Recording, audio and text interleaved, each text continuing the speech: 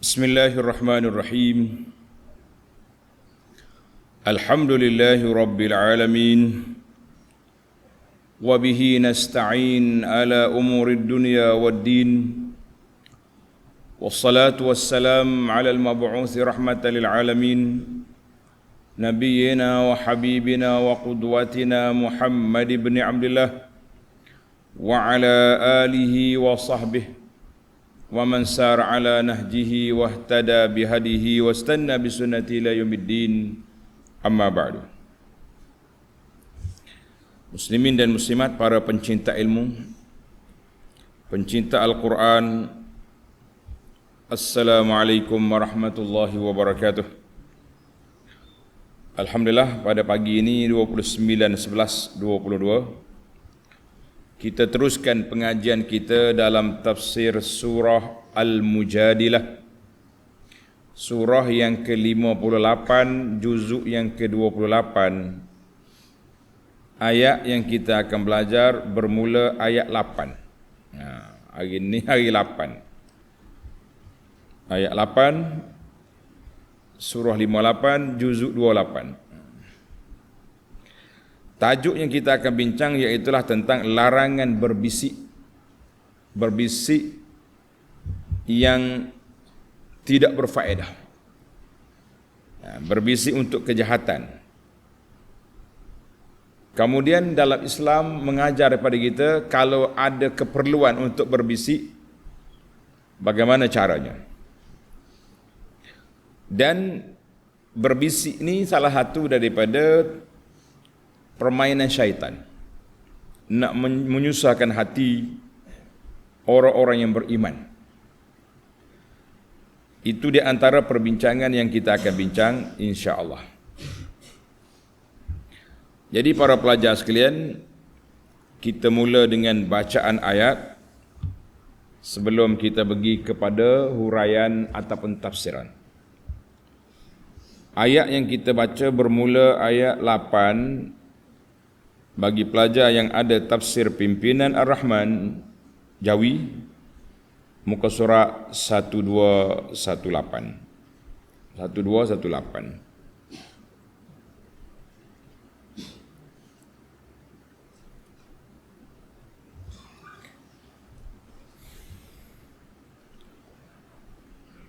أعوذ بالله السميع العليم من الشيطان الرجيم.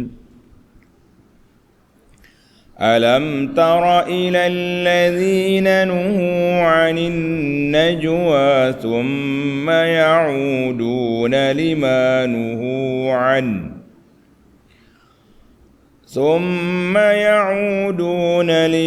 نهوا عنه ويتناجون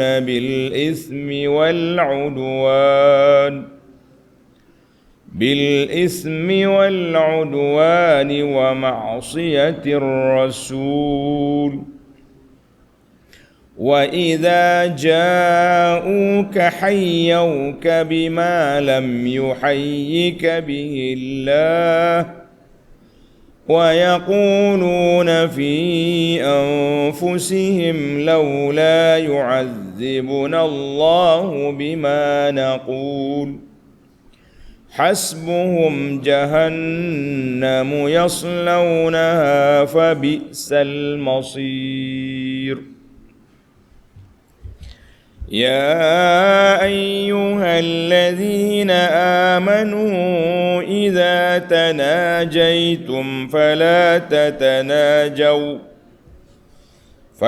تتناجوا بالإثم والعدوان ومعصية الرسول وتناجوا بالبر والتقوى واتقوا الله الذي إليه تحشرون.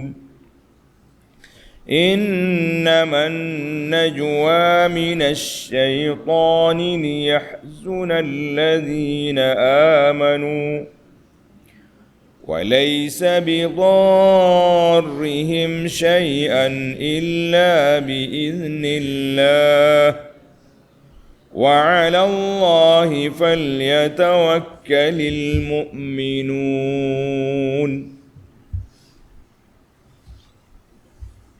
Balik kita kepada ayat 8.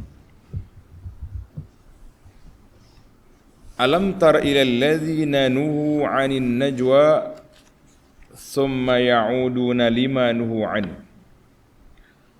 Tidakkah engkau memerhatikan wahai Muhammad sallallahu alaihi wasallam akan orang-orang Yahudi yang telah dilarang daripada perbuatan berbisik-bisik?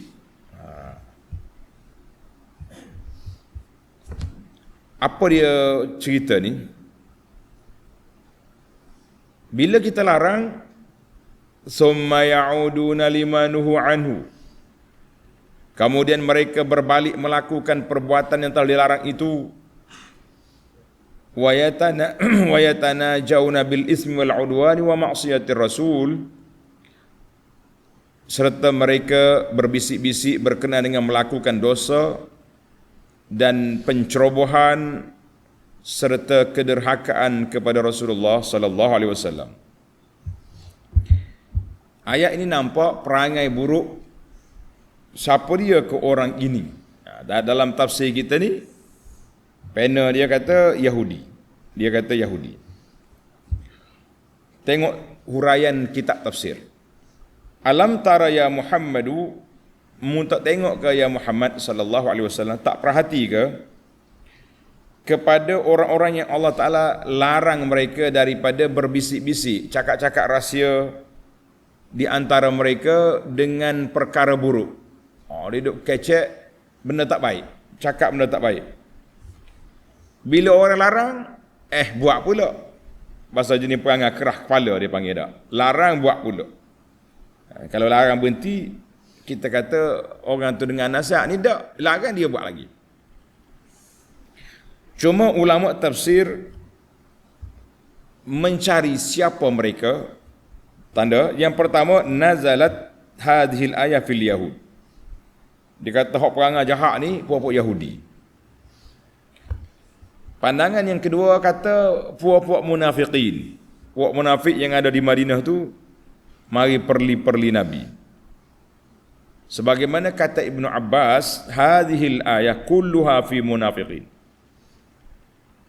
Ayat ini semuanya turun kepada munafikin dan orang-orang yang bersifat spesif munafikin dari kalangan Yahudi yang suka berbisik-bisik. Maka kesimpulannya kata ayat ni dua-dua terpakai, Yahudi dan munafikin yang duk berbisik-bisik nak khianatkan Nabi sallallahu alaihi wasallam. Apa yang dia bisik? Yang Tuhan larang itu dia bisik apa? Wa yatanajawna wa yusi ba'dhum ba'dhan sirran. Dia duk pakak bercakap-cakap, berbisik-bisik sama-sama mereka secara rahsia-rahsia tertutup. Kata orang zaman sekarang ni, perjumpaan tertutup itulah yang jadi terbuka. Habis rakaman keluar belakang dah sekarang ni. Nak keluar video pun ada, nak keluar suara pun ada. Yang penting dia kena nak kelahi, tak ada dah aman hilang keamanan walaupun perjumpaan tertutup. Ni perjumpaan tertutup Yahudi dengan munafik ini didedahkan oleh Allah Azza wa Jalla. Apa diakah yang mereka berpakat itu? Bil ismi, iaitulah tentang benda-benda maksiat. Segala benda yang tak baik lah. Maknanya dia bercakap tentang nak kufurkan orang Islam, tentang pembohongan, tentang benda-benda yang buruk belaka. Wal udwan, dan juga permusuhan terhadap Nabi sallallahu alaihi wasallam. Maknanya dua benda dia buat. Satu benda maksiat, nak menganjurkan majlis-majlis yang karut-karut. Satu lagi permusuhan. Dan yang ketiganya, maksiat Rasul, terus menyalahi segala arahan Nabi sallallahu alaihi wasallam, dia tak mau ikut. Itu perangai pokok dia. Itu satu kes. Kes yang kedua, tengok ayat. Wa idza ja'uka hayyuka bima lam yuhayyika bihi Allah. Dan lagi, apabila mereka datang kepadamu wahai Muhammad sallallahu alaihi wasallam, mereka memberi salam hormat padamu tidak dengan kata-kata salam hormat yang diberikan oleh Allah kepada kamu. Tengok. Dia mari kata apa? Tengok dalam hadis. Jadi sama ada dia bercakap belakang, bisik-bisik, ataupun bila jumpa depan dengan Nabi sallallahu alaihi wasallam, dia mari kata sebagaimana hadis Aisyah radhiyallahu anha, atan nabiyya sallallahu alaihi wasallam unasum minal yahud. Beberapa orang Yahudi mari jumpa Nabi. Faqalu assalamu alayk. Sepatutnya assalamu alayk. Dia buat lam jadi assalamu alayka. Apa makna assam? Makna mati. Sam dengan makna al-maut. Mati yamu. Gitu bahasa dia. Assalamu alayka ya Abul Qasim. Mati awak. Nabi bila dengar ucapan pelik ni, Nabi balas balik, wa alaikum. Maknanya mu mati. Qalat Aisyah dengar. Qultu, dia pun jawab, bal alaikumus sam wadzam. Aisyah kata, bah ke atas kamu lah mati dan segala kehinaan. Oh, Aisyah marah. Mu lah mati dah hina. Katakan Nabi sallallahu alaihi wasallam. Faqala Rasulullah sallallahu alaihi wasallam, ya Aisyah, la takuni fahisha. Mu jangan bercakap uduh. Jangan bercakap tak baik. Aisyah kata, Rasulullah tak dengar ke dia kata apa tadi? Rasulullah tak dengar dia cakap. Dia kata asam. Mati Nabi. Faqala sallallahu alaihi wasallam, Aisyah aku dengar. Aku dah jawab. Aku jawab apa? Wa alaikum. Doamu tu balik atas kepalamu.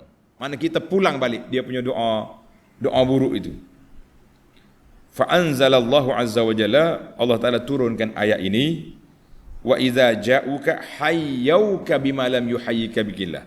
Bila dia mari jumpamu, dia bukan bagi tahiyyah, bagi salam seperti salamnya sepatut, tapi salamnya telah dimodify untuk menghina Nabi sallallahu alaihi wasallam. Hadis ini rawahu Muslim. Dalam riwayat lain pula daripada Abdullah bin Amru radhiyallahu anhuma, orang Yahudi bila mari jumpa Nabi dia kata assalamu alayka. Samun alaik. Mana matimu, celakamu. Kemudian dia bercakap dalam diri dia, laula yu'azzibunallahu bima naqul. Maknanya kalau kita ni Allah Ta'ala murka, mesti kita kena azab. Tu ayat yang seterusnya tu. Wa yaquluna fi anfusihim laula yu'azzibuna Allahu bima naqul.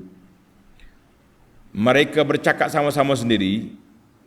Dia kata apa? Kalau benarlah Muhammad itu, kita kata sallallahu alaihi wasallam itu benarnya utusan Tuhan, maka sepatutnya kamu diseksa oleh Allah dengan sebab kata-kata buruk yang kamu ucap itu.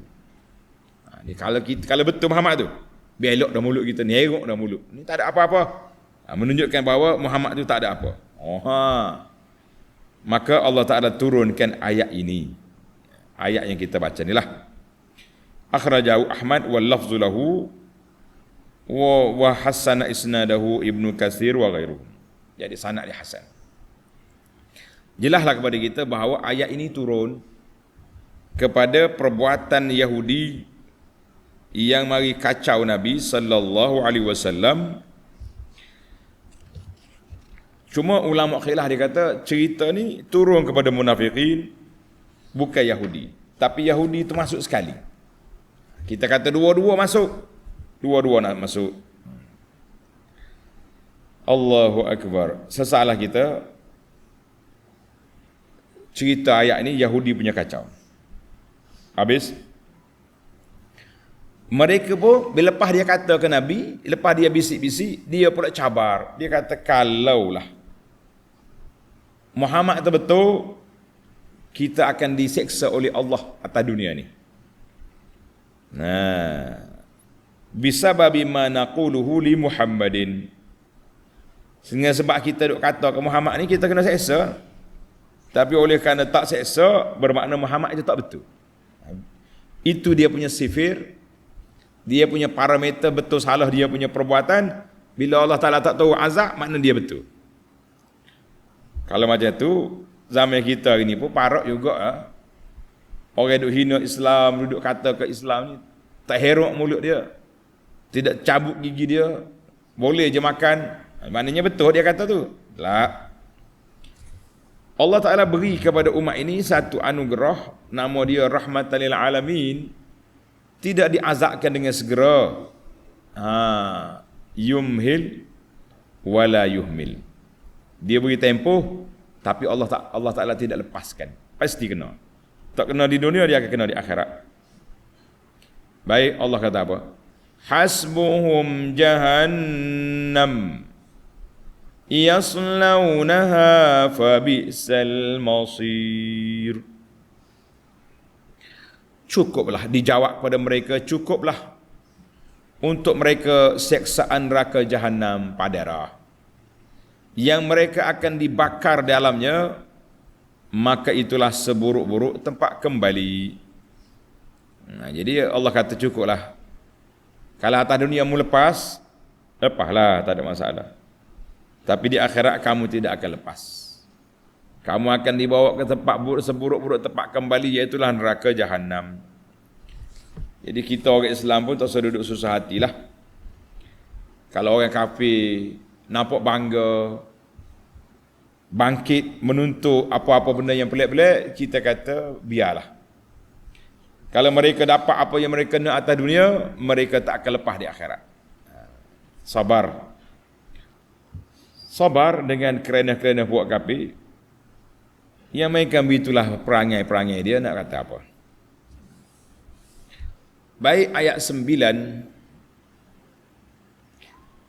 Ini tulis pelajar, ini ada peraturan yang Allah ajar, etika ataupun SOP kalau kita perlu berbisik. Kalau kita perlu berbisik, ini cara dia. Bukan cara lain, bukan cara seperti yang dibuat oleh munafikin ataupun Yahudi. Apa caranya? Tengok ayat. Ya ayyuhallazina amanu idza tanajaitum. Wahai orang-orang yang beriman, apabila kamu berbisik-bisik sama-sama sendiri, manakala kita perlu nak berbisik kerana ada isu-isu yang tertentu, tak boleh kita cakap kuat-kuat, nanti orang dengar, ini rahsia. Ini rahsia. Jadi kena bisik cara mana? Fala tatanajau bil ismi wal udwan. Tulis etika ataupun SOP yang pertama, maka janganlah kamu berbisik-bisik berkenaan dengan melakukan dosa dan juga permusuhan ataupun pencerobohan, wa maksiatir rasul, serta kederhakaan kepada Rasulullah sallallahu alaihi wasallam. Jadi 3 benda kamu jangan buat. Jangan bisik untuk melakukan maksiat. Sosek-sosek bisik apa? Nak menganjurkan majlis-majlis pesta maksiat, tak ada. Ataupun majlis permusuhan sama-sama Islam ataupun dengan orang lain. Yang ketiga, berbisik kerana nak lawan Nabi sallallahu alaihi wasallam, tak mau ikut perintah Nabi. Ini jangan. Habis apa yang dibenarkan untuk berbisik? Wa tanajau bil birri wat taqwa. Dan sebaliknya berbisiklah mengenai membuat kebajikan dan bertakwa. Manakala kita nak bisik juga, kita nak buat perancangan juga, kita bincang tentang benda-benda baik. Nak bagi khidmat kepada masyarakat, nak bagi pertolongan pada orang susah, nak menyebarkan dakwah Islam, menjauhkan perkara-perkara mungkar dan maksiat. Itu dia panggil birri wat taqwa. Sebab itu kata ulama tafsir, kalau kata albir, apa dia bir? Albir tu ada 2 makna tanda. Kata Ibn Rajab, albirru yutlaqu bi'tibari maknayn. Kalau kata albir dikira dua perkara. Yang pertama, muamalatul khalqi bil ihsan ilaihim. Kita berinteraksi dengan orang, buat baik kepada orang, maknanya kita tolong, bantu, khidmat pada ibu bapa, birrul walidain. Maknanya buat baik kepada orang, itu nama dia bir. Nama dia albir. Seperti kita pergi tolong orang susah, maka dia bir nama dia. Satu lagi albir dengan makna buat segala ketaatan yang Allah Ta'ala perintahkan kita taat, yang zahirnya yang batin, menjauhi maksiat, maka itu nama dia bir. Karena itu bila orang pergi haji, nama dia haji mabrur. Haji mabrur, makna birrul haj, mesti terkumpul dua perkara. Yang pertama, kita buat semua ketaatan yang Allah Ta'ala suruh. Rukun haji, wajib haji, sunat haji, full buat. Larangan-larang haji, tinggal semua. Yang kedua, nak dapat haji mabrur, kita kena apa? Kena bantu jemaah haji yang lain, tolong-menolong. Itu dipanggil bir. Jadi kalau kita nak bisik juga, watanajau bil birri, berbisiklah untuk merancang, melakukan perkara-perkara yang baik. Wat taqwa, dan bertakwa kepada Allah, maknanya melakukan ketaatan dan menjauhi maksiat, itu makna at-taqwa. Baiklah, Allah Ta'ala peringatkan kita orang beriman supaya bisik-bisik dengan benda yang baik. Jangan duk bisik benda tak baik. Dia panggil, jangan duk mengacau kita ni. Wattaqullaha alladhi ilaihi tuhsyarun. Dan hendaklah kamu tetap bertakwa kepada Allah, yang kepada Allah kamu sekalian akan dihimpunkan pada hari kiamat untuk dihisab dan menerima balasan. Jadi Allah Ta'ala peringat kepada kita supaya bertakwa kepada Allah. Jadi kalau kamu nak bisik, bisik benda baik. Kalau kamu nak bercakap, nak merancang, rancang benda baik. Al-birri wat taqwa. Wa ta'awanu 'alal birri wat taqwa wa la ta'awanu 'alal ismi wal 'udwan. Baiklah para jemaah sekalian, kita berpindah kepada ayat yang terakhir, permainan syaitan dengan bisik-bisik. Bisik ni kerja syaitan. Innaman najwa minasyaitan. Sesungguhnya perbuatan berbisik-bisik dengan kejahatan itu adalah dari hasutan syaitan. Syaitan ni maka Allah gambarkan sini, orang mukmin tak akan buat benda tu. Yang buatnya siapa? Pengikut syaitan. Siapa mereka? Munafiqin dan Yahudi-Yahudi yang jahat itu. Innaman najwa minasyaitan. Innaman najwa minasyaitan. Bisikan itu daripada syaitan. Kata Imamul Mawardi, dia kata bisikan daripada syaitan itu ada dua. Satu, bisikan Yahudi, munafiqin untuk nak berkhianat kepada orang Islam, itu dipanggil bisikan syaitan. Satu lagi, dia panggil al-ahlam, mimpi buruk yang dilihat oleh orang tidur. Itu juga mainan syaitan. Bila kita tidur, tak baca ayat kursi, tak baca doa, tidak berwudu, istilah orang kampung, tak basuh kaki tidur. Raja dengar kau, nak tidur kena basuh kaki. Kalau tidak, kena mimpi buruk, kan? Sebenarnya dia suruh basuh kaki tu maknanya bukan basuh kaki saja. Kena basuh daripada muka lah, muka, tangan, kepala, kaki tu. Berwuduk lah tu. Yang sebenarnya dia nak suruh berwuduk, tapi bahasa tak habis, jadi basuh kaki saja. Kita kata tak boleh basuh kaki saja, tak cukup, kena berwuduk. Jadi Mawardi kata, innaman najwa minasyaitan. Najwa tu bisikan, sama ada bisikan permainan Yahudi dengan munafikin itu ajaran syaitan. ataupun syaitan mari ganggu orang tidur. Itu juga termasuk dalam an-najwa minasyaitan. Cerita najwa ni makna banyak. Ramai orang perempuan nama Najwa sekarang ni. Ada ke tak ada? Kakak awak ada nama Najwa? Ada. Adik? Ada. Najwa dia makna lain banyak. Tapi kalau ambil Najwa hak ni jangan buh nama anak. Letak nama anak orang dinanya. Sahabat saya waktu dia buat PhD di Madinah. Kalau anda sebut nama ni orang kenal, tapi anda takut anak dia cik hati sebab kita sebut cerita dia. Tak usah sebut nama lah, tak usah sebut nama ayah. Dia baru dapat anak. Perempuan letak nama Najwa. Salih di Madinah. Jiran dia orang tua, pocik tua. Dia kata, Samik tu, aku dengar mu dapat anak. Alhamdulillah, dapat. Barakallahu laka. Dia doa lah, barakallahu laka. Nama apa dia tanya? Nama Najwa. A'udzubillahi minasyaitanirrajim. Innaman najwa minasyaitan. Terduduk kawan kita ni. Astaghfirullahalazim. Terlupa aku ayat ni. Dia letak nama Najwa anak aku. Jadi boleh takwil. Ada makna lain Najwa. Tapi kalau kata Najwa dalam Quran ni minasyaitan. Jadi kalau baru nak letak nama anak Najwa tu pun nama lain lah dulu. Jadi sahabat kita kata terduduk aku nyapalu ke pakcik ni. Tua ya orang tua badui bawa tokat lagi semaya. Innaman najwa minasyaitan, dia kata astagfirullahalazim. Pakcik jangan baca ayat ni. Baca ayat lain. Jadi bahaya. Baik, kita balik kepada tafsir kita lah cara najwa. Maka najwa, innaman najwa minasyaitan, tujuan apa?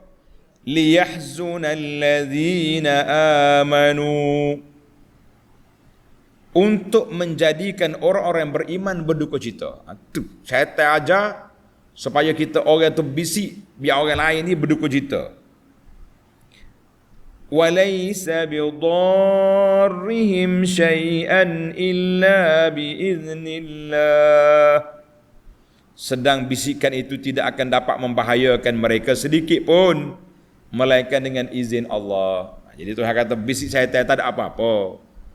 Kalau lah kita terjemah bisikan tadi dengan makna mimpi buruk pun, kita dah belajar kan dalam kitab kita ni. Perisai Muslim sudah belajar. Siapa dia mimpi buruk, kena ludah, kena baca auzubillah minasyaitan, jangan cerita kepada orang, insya-Allah selamat, tidak jadi masalah. Maknanya Tuhan kata tak memberi mudarat kepada orang yang beriman, tak memberi mudarat. Maka Nabi kita ajar kalau nak berbisik. Dengar ni. An Abdullah bin Mas'ud radhiyallahu anhu, qala Rasulullah sallallahu alaihi wasallam, "Idza kuntum thalatha." Kalau kamu duduk dalam majlis ni tiga orang. Fala yatanajasna duna sahibihima. Jangan dua orang terbisik, seorang tu tak tahu apa. Wah tak tahu lah. Fa inna dzalika yahzunuhu, kerana perbuatan itu boleh menyebabkan sahabat dia seorang lagi tu sedih. Dia kata aku kali ni, dua orang tu sosi. Kita duduk senyap macam kerang busuk kata orang sini. Kerang busuk ke dia panggil? Tak tengah-tengah lah apa tu tak. Tak ada orang bercakap gitu. Tak boleh lah gitu. Kalau kita tiga orang, kena bisik semua sekali. Cakap tiga-tiga. Kalau kamu tak mau dia tahu, jangan cakap depan dia. Jangan bercakap di hadapan orang itu. Nanya ke dia. Kita buat zalim kepada orang sebab apa? Supaya tidak menyusahkan kawan. Mana kalau dia 4 orang contohnya, 2 orang, tak apa, membisik dua ni, bisik dua ni. Tapi kalau 3 orang, seorang duduk tengah-tengah seorang, tidak boleh. Namun begitu Allah kata walaysa bidarrihim syai'an la biiznillah. Syaitan tak boleh beri mudarat pada orang kecuali dengan qada dan qadar, apa yang telah ditetapkan oleh Allah Azza wa Jalla. Wa 'ala Allahi falyatawakkalul mu'minun. Dan kepada Allah jualah hendaknya orang-orang yang beriman berserah diri. Jadi kita kena tawakal kepada Allah.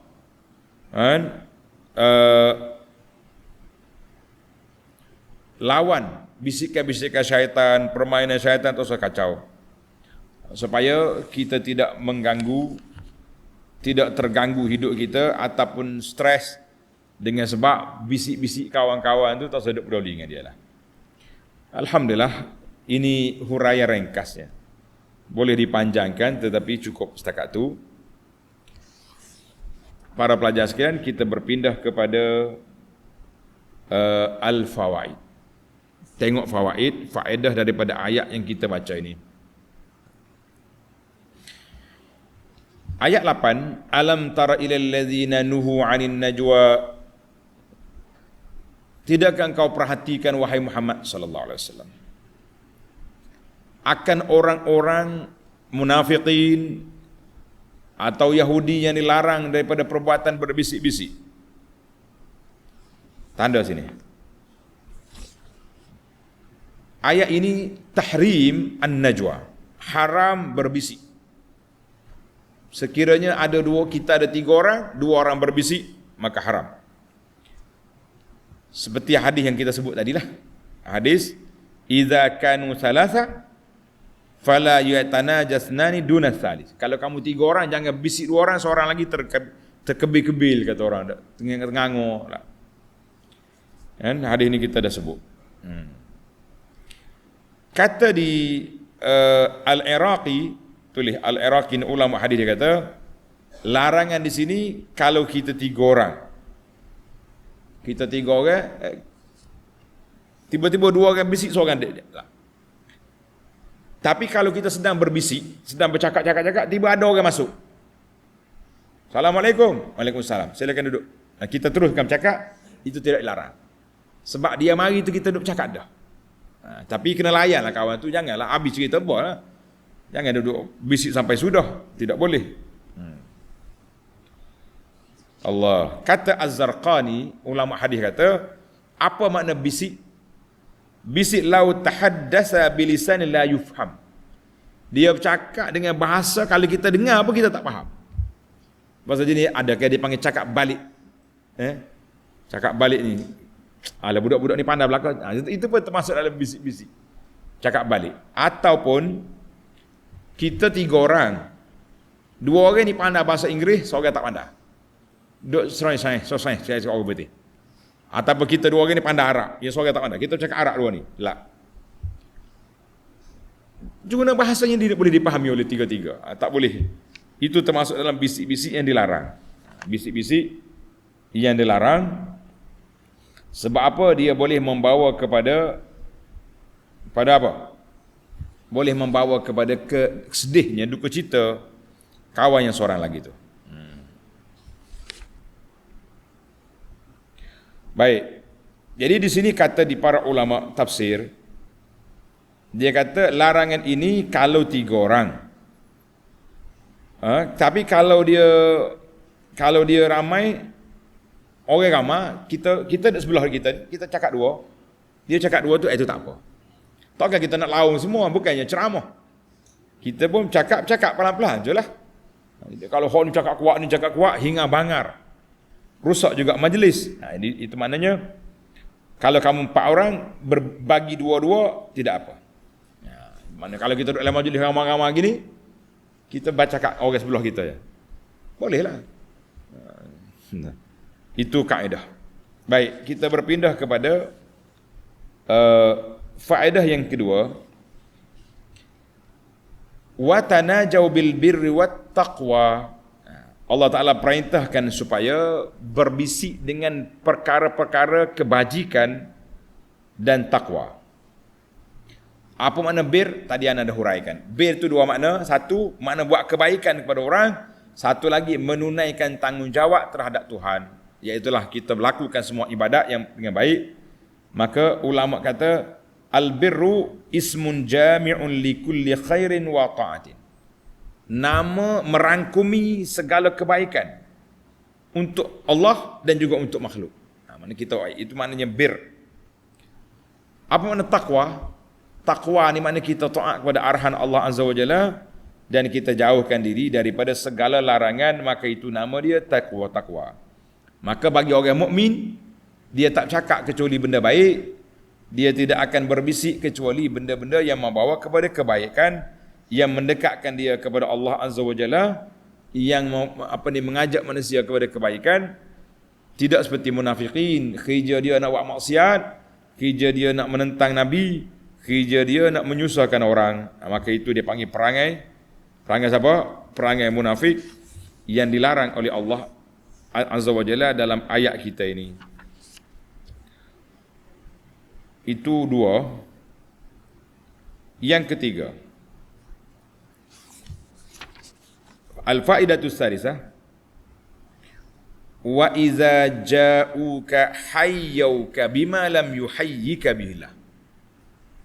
Apabila mereka datang, puak kafir ni, puak Yahudi, puak munafik ini, Yahudi ni, dia akan gunakan bahasa tahiyyah. Bahasa pertemuan itu dengan bahasa yang tidak diajar oleh Allah Azza wa Jalla. Tadilah apa bahasa dia? Dia kata assalamualaikum. Sam mana mampu, mati. Maka kita kena jawab waalaikum. Dalam kitab perisai dah jawab dah ni. Waalaikum maknanya mu pun mampu juga. Aha. Kata korang. Macam dia kata, celaka atasmu, waalaika. Tapi setakat tu ya. Alaika, ke atasmu lah. Jangan kita pergi lebih-lebih. Waalaika sam wal la'nati wal. Dia kata, mu celaka, kita pun mu bahasa jenis, celaka bengot. Tak boleh. Tak boleh jawab lebih. Tapi kalau salam sungguh, kita boleh kena jawab lebih. Dia kata assalamualaikum, kita kata waalaikumsalam warahmatullahi wabarakatuh. Baik. Tapi kalau orang buat tak baik, la rudduha, jawab seperti dia kata je. Waalaikum, cukup. Aisyah jawab lebih sikit. Waalaikumsalam wal la'nah wal zam, Nabi larang. La Aisyah, itu perkataan tak baik. Jadi kita kena ingatlah bahasa kita ni. Jangan lebih-lebih. Kita sekarang ni kalau kelahi ke Allahu Akbar, nyebalah sungguh-sungguh. Daripada budak-budak berburu coklat ni, orang tua-tua ni, balah di Facebook dia panggil ni. Allahu Akbar. Jadi sekarang ni banyak juga isyarat-isyarat yang telah bertukar. Banyak kata ada. Sepatut kita jumpa kita kata assalamualaikum. Tapi orang-orang yang model-model lah ni, dia tak kata assalamualaikum, dia kata sabahal khair. Morning. Bunyi arah putih kata morning. Apa morning? Memang morning pun sekarang. Assalamualaikum, itu doa. Kemudian boleh tak kita guna salam dengan isyarat? Dia kata salam isyarat. Isyarat. Jadi kata di para ulama, tukrahul al-isyaratu bis salam. Makruh ataupun tidak baik isyarat. Salam tu dengan isyarat aja. Morning? Tak. Karena itu menyerupai perbuatan orang Yahudi. Dalam hadis kata Nabi sallallahu alaihi wasallam, minna man tashabbaha bi ghairina. Bukan daripada ajaran kami orang yang ikut ajaran orang lain. La tashabbahu bil yahudi wala bin nasara. Mu jangan ikut cara Yahudi dengan Nasara bagi salam, sebab fa inna taslim al yahud bil al isyarah bil asabi'. Salam Yahudi isyarat dengan tangan, dengan jari. Salam Nasara isyarah bil akuf, dengan tangan semua sekali. Hadzal hadis rawahu at-Tirmizi wa as-sahahu fi sahih at-Tirmizi. Maknanya itu dia panggil.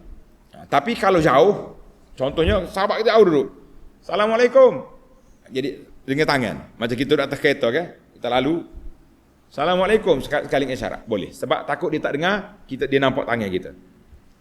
Tapi kalau jumpa depan ni, gini, tak perlu. Apalagi kalau duduk main isyarat gini, tak ada pasal-pasal tu. Kalau nak ambil gambar agak, saya lambang V, kita kata tak payahlah. Ni setengah kita ni Pak Haji, Pak Lebah, Pak Ustaz pun ambil gambar agak gini juga. Jadi kita kata, kalau walaupun tidak benda tu tidaklah salah. Tapi kita kata ada simbol. Biasa hok duk main gini pis ni, siapa dia? Mari daripada Islam ke mari daripada orang bukan Islam? Mari daripada orang bukan Islam, dia punya syiar dia. Jadi tak payahlah kita ikut. Kita ikut cara kita sudah. Assalamualaikum. Kalau jauh, Assalamualaikum. Boleh. Baik.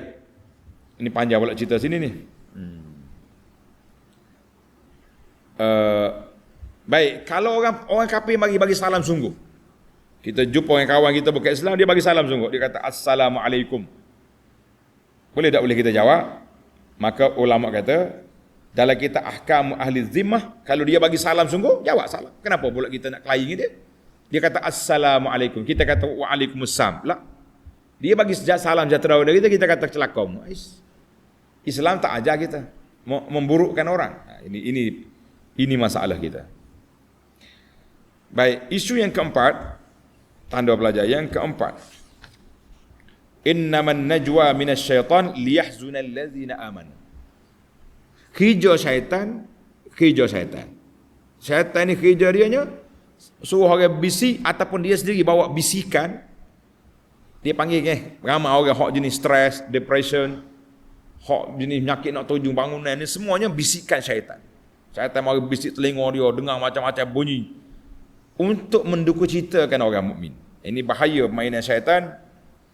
Sebab itulah orang-orang mukmin, orang yang beriman kena ada pagar diri, pagar tubuh. Sama ada bisikan sungguh, kan? Bisikan sungguh yang bisikan syaitan tadilah permainan orang-orang duk bisik buat konspirasi itu. Nak menjatuhkan Islam, nak mengenak orang Islam, itu satu permainan. Satu lagi hak syaitan buat kerja sungguh. Dia panggil bisikan syaitan. Ini bahaya. Ramai ni orang kena penyakit stres, penyakit depression, penyakit kemurungan dia panggil ni. Itu permainan syaitan. Tak boleh tidur malam. Qalaq. Ini na'udzubillah, kita kata ini satu benda yang cukup berbahaya. Mula-mula tak boleh tidur, lama-lama terjun bangunan. Jadi ingat. Sebab itu kita sebagai seorang mukmin, orang beriman, jangan buka ruang untuk dimasuki oleh syaitan mendukacitakan kita. Jangan. Kalau kita duk mikir banyak, dia akan mari. Mikir banyak akan mari, yang menyebabkan tak boleh tidur. Humum ni serabut, stres, semua ada. Mari kita kena bawa, di antaranya bacalah. Doa-doa nak tidur kena baca. Doa pagi kita baca, doa petang ada. Para ulama mengatakan zikir pagi petang kita ni diibarat seperti baju besi, baju rantai bagi seorang pejuang. Orang nak pergi perang, dia pakai baju rantai. Kita yang nak jaga keimanan kita ni kena baju rantaikan dengan zikir-zikir, dengan doa-doa. Mudah-mudahan kita selamat. Ada satu cerita ni menariklah untuk pelajar-pelajar. Cerita ni ada orang riwayat daripada Sayyidina Ali. Dia kata Su'ila Ali. Ditanya Sayyidina Ali. Tapi setelah kita semak dalam hadis, dalam riwayat-riwayat, ulama hadis kata tak sahih, tak ada riwayat sahih daripada Ali. Jadi pelajar jangan tulis Ali. Tulis Su'ila, ditanya seorang ulama, seorang yang soleh, dia kata man asyaddu jundillah. Tentera Allah yang paling kuat sekali apa dia? Dia tanya soalan. Qal al-jibal, dia kata bukit paling kuat. Besar bukit. Jawab di kawan tu, bukit boleh je kita cangkul dengan besi. Cangkul, lama-lama hilang bukit. Mana besi lebih kuat. Mari hak lain pula kata, oh tak kuat juga. Api boleh menghancurkan besi. Api lebih kuat. Mari hak lain pula kata, dah. Air boleh padamkan api. Air lebih kuat. Oh, awan boleh tolak air ke mana-mana. Mana awan lebih kuat. Mari pula angin boleh tolak awan. Angin lebih kuat. Wal insan yatakaffa rih. Manusia pula boleh berlindung daripada angin. Boleh sembunyi. Mana manusia lebih kuat. Mengantuk boleh menyebabkan manusia tertidur. Manusia kuat tadi tidur. Mana mengantuk lebih kuat. Mari hak lain pula dikata alham. Ni tajuk kita ni. Alham ni makna duka cita, serabut, stres, depression yang menyebabkan orang tak boleh tidur. Maka itulah dia kata fa aqwa jundullah, tentera Allah Taala yang paling kuat iaitu hammun, serabut, stres. Yusallitullahu ala man yasha'u min ibadihi. Allah Ta'ala akan letakkan ke atas siapa yang Allah Ta'ala nak penyakit ni berbahaya. Maka di antara doa yang diajar, ingat belakang ni, dengar belakang. Doa yang diajar, Allahumma inna na'udzubika minal hammi wal hazan. Allahumma inna na'udzubika minal hammi wal hazan. Allahumma inna na'udzubika minal hammi wal hazan. Ya Allah, aku minta perlindunganmu daripada ham. Ham tu apa dia? Serabut, wal hazan, dan duka cita dengan benda yang telah terjadi. Dia panggil ham. Ada dua. Kalau kata hammun, hak akan datang. Mana kita duk memikir kau. Hazan, benda yang telah terjadi. Ini di antara doa-doa yang kita kena baca di akhir solat kita. Tengok dalam kitab kita ni ada. Ada satu lagi cerita, sebab sebut dah kena sebut lah. Cerita, tulis. Dia panggil cerita Kaedah 99.